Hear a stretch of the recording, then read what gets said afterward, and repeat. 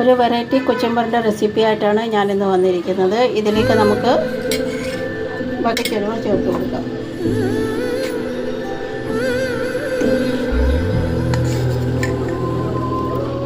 ചെറുതായിട്ട് മുറിച്ച ഉള്ളി,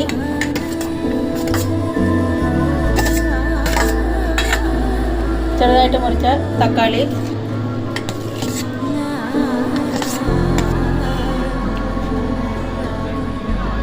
ഇതിലേക്ക് പച്ചമുളകും കറിവേപ്പിലയും കൂടെ ചേർത്ത് കൊടുക്കാം.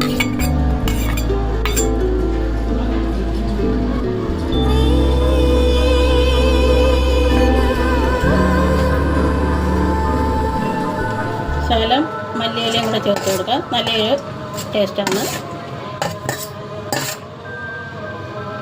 ഇതിലേക്ക് നമുക്ക് ആവശ്യമായ ഉപ്പ് ചേർത്ത് കൊടുക്കുക. അവരവരുടെ ആവശ്യമായ ഉപ്പ് ചേർത്ത് കൊടുക്കുക. നല്ലോണം ഒന്ന് മിക്സ് ചെയ്ത് കൊടുക്കുക എല്ലാം കൂടെ.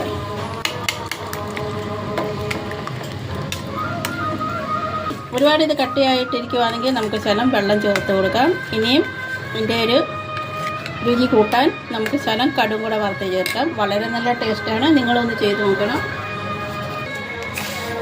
എണ്ണ ചൂടായിട്ടുണ്ട്. ഇതിലേക്ക് കടുക് ചേർത്ത് കൊടുക്കാം.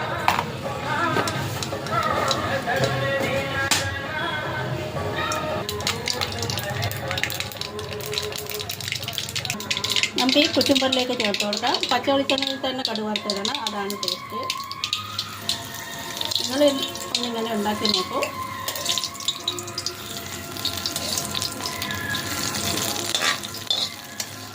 കടുക് വറുത്തിട്ടിട്ട് അങ്ങ് അടച്ചു വെച്ചേക്കുക. അതിൻ്റെ മണം ഒന്നും പോകാതിരിക്കാൻ. കടുക് വറുത്തിട്ട പോലെ അടച്ചു വെക്കുക.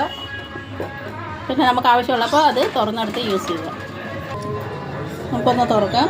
എന്നിട്ട് ഒന്നും കൂടെ നല്ലോണം മിക്സ് ചെയ്തെടുക്കാം.